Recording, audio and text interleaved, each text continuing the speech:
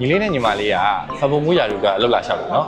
အဲ့လိုဆိုတော့အကိုတို့ရှိမှလည်းဖပုံမှုရာလူကတယောက်ပဲလူတာပေါ့ဒီလိုဆိုတော့အကိုကနေပြီးတော့မိကုန်းလေးမေးမယ်အကိုတို့ဖိုင်မှာကျတော့ foreigner တွေလာတာဆိုတော့ menu တွေကိုအင်္ဂလိပ်လိုသိနေမှာဖြစ်မှာကွာအဲ့လိုဆိုတော့ညီမလေးအရင်ဖတ်ဖြစ်စက်သားကိုအင်္ဂလိပ်လိုဘယ်လိုခေါ်လဲ chicken ပါရှင် ကဲတော်တယ်ညီမလေးဟုတ်ပြီညီလေးမင်းလေကြက်မဲကိုဘယ်လိုခေါ်လဲ ကြက်မဲ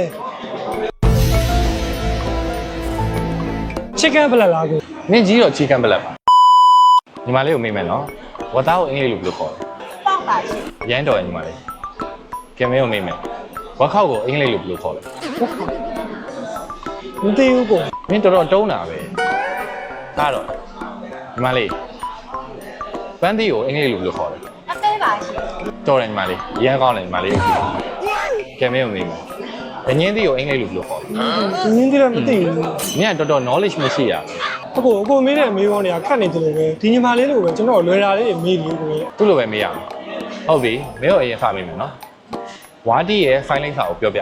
ဟောကိုရဲ့ဒါလေးများသင်္ကန်းကျွန်းမြို့နယ်တန်တူးမှာလမ်းမပေါ်ကြီးပွားရေးရက်ကွက်တက်ဆက်မတိုင်နာဟုတ်တယ်မလား ကဲကောင်းတယ်မင်းဖြေတာပြည့်စုံပြီโอเค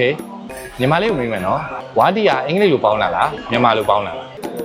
အင်္ဂလိပ်လိုပေါင်းနေတယ် မားတယ်ညီမလေးကဲထားပါတော့လေမေးခွန်းလည်းမေးပြီးပါပြီဆိုတော့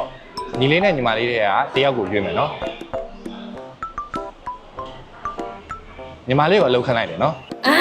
အကိုကျွန်တော်မှန်သွားတာလေဘာလို့ညီမလေးကိုလောက်ခံတာလဲ ငါတို့ကလူငယ်ကြီးလေလူငယ်ကြီးဆိုတော့အမားနဲ့ဘယ်ကင်းမှာမလဲအမားရှိရင်အမှန်ပြင်ပေးရမှာအမှန်ကိုပြင်ပေးရမှာလေအကူလို့တောင်းဒါကြောင့်ညီမလေးကိုအလုပ်ခန့်လိုက် 괜찮아요. အစားအသောက်ကောင်းလို့စိတ်ချမ်းသာဝါတီကိုသာလာခဲ့ပါ